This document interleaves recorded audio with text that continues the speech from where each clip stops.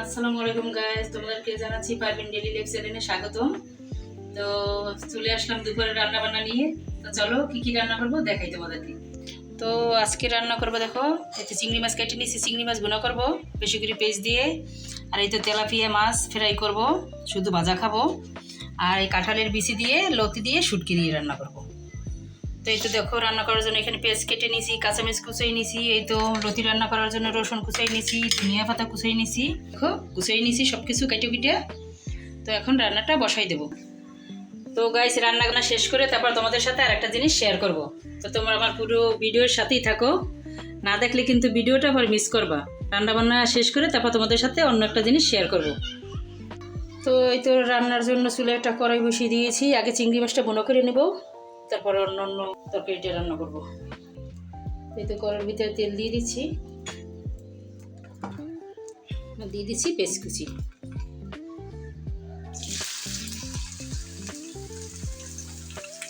সাথে দেবো কাঁচামরিচ কুচি। পেস্টটা দিয়ে আমি ভালো করে তেলের সাথে ভেজে নেবো পেস্টটা।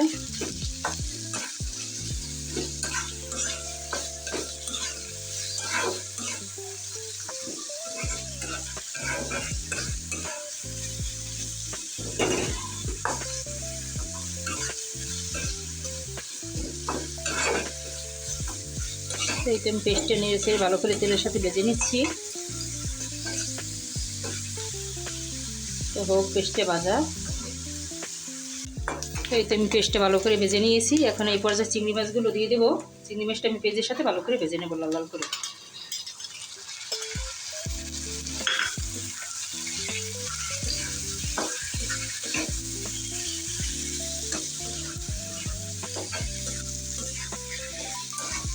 দেখো চিংড়ি মাছগুলো কত সুন্দর একটা কালার আসতে আসে। এই চিংড়ি মাছগুলো তেলের সাথে ভাজলে সুন্দর একটা লাল লাল কালার আসে, ভালো লাগে দেখতে, আর খেতেও অনেক মজা লাগে। চিংড়ি মাছটা আমার অনেক পছন্দের একটা মাছ, খুবই পছন্দের চিংড়ি মাছ আমার। ইলিশ মাছ, চিংড়ি মাছ, এই মাছগুলো আমার পছন্দের মাছ।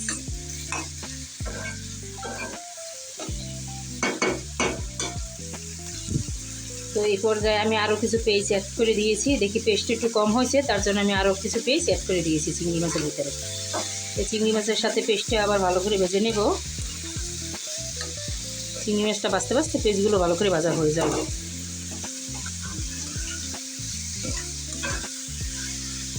পেঁয়াজের সাথে চিংড়ি মাছগুলো ভাজা হয়ে গেছে, এখন মশলাগুলো দিয়ে দেবো।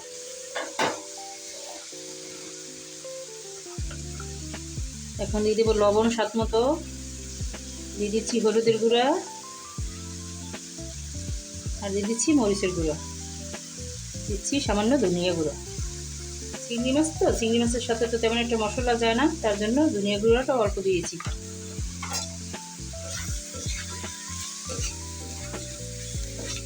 দিয়ে একটু নেড়ে মশলাটা কষিয়ে নিই, তারপর একটু পানি অ্যাড করে দিয়ে কষিয়ে নেব। এখন একটু পানি অ্যাড করে দিচ্ছি, মশলাটা ভালো করে কষিয়ে নেব।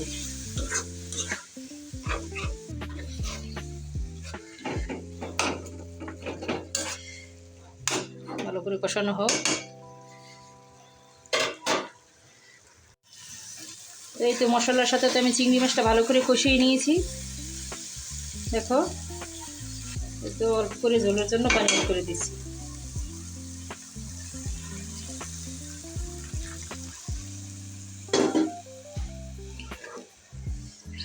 দিয়ে এখন ভালো করে নেড়ে চেড়ে মিশিয়ে দেবো।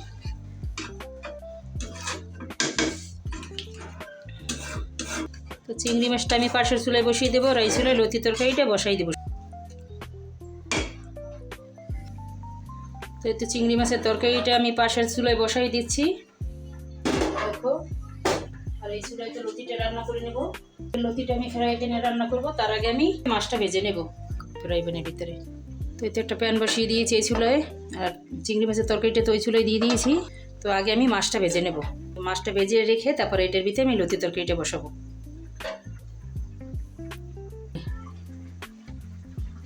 তো এই তো লবণ, হলুদের গুঁড়া, মরিচের গুঁড়া, ধনিয়া গুঁড়া, আদা রসুন পেস্ট, মরিচের গুঁড়া, সব ধরনের মশলা দিয়ে মাছটা আমি মাখিয়ে নিচ্ছি ফ্রাই করার জন্য। তো এই তো মাছটা ভালো করে মাখিয়ে নিয়েছি ফ্রাই করার জন্য সব ধরনের মশলা দিয়ে। আমি একটু গরম মশলা অ্যাড করে দিয়েছিলাম। তো এখন মাছটা ভেজে নেব। দিয়ে দিচ্ছি তেল। তেলটা একটু প্যানের ভিতরে ছড়িয়ে দিচ্ছি। এই তো মাছটা দিয়ে দিচ্ছি। এক সাইড ভাজা হলে উল্টে আর এক সাইড ভেজে নেব। তো হইতে থাক ভাজা। তো এই তো মাছটা ভেজে নিয়েছি। আর দেখো এদিকে আমার চিংড়ি মাছ গুঁড়োটাও হয়ে গেছে। তো এই তো আমার মাছগুলো ভাজা হয়ে গেছে। এখন উঠিয়ে নিচ্ছি ফ্রিজের ভিতরে। একটু উঠিয়ে নিচ্ছি।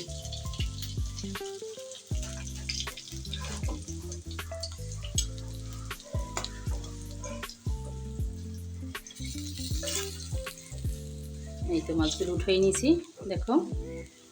এখন এই তেলের ভিতরেই আমি লতিটা রান্না করে নেব।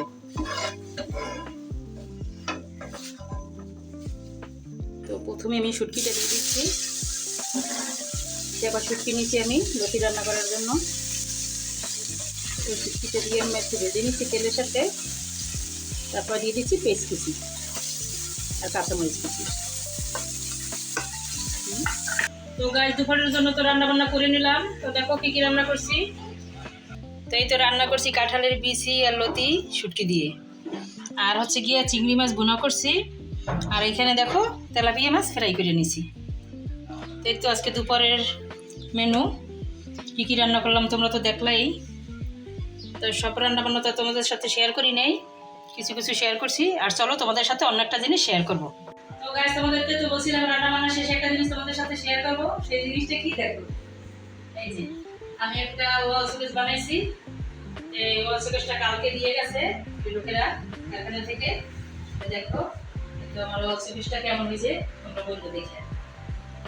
তো রাত্রে কিছু কিছু জিনিস গুছাইছি শোকেসের ভিতরে।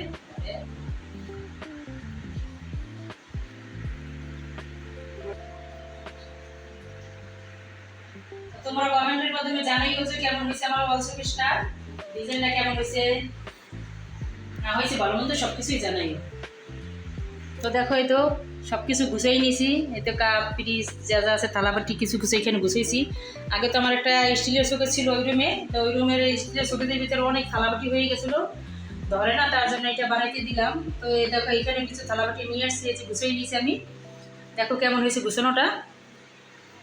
এই তো দেখো ভিতরে পেপার বিছিয়ে দিছি, দিয়ে এতে কিছু কিছু থালাবাটি গুছাই নিয়েছি। এটা দেখো ওইটা তোমাদেরকে দেখাইতে আছি। দেখো তো এখানে কিছু প্লেট রাখছি, এই হাফ প্লেটগুলো রাখছি, একটা বাটি। আর পিছনে দেখো ট্রেগুলো সাজাই রাখছি।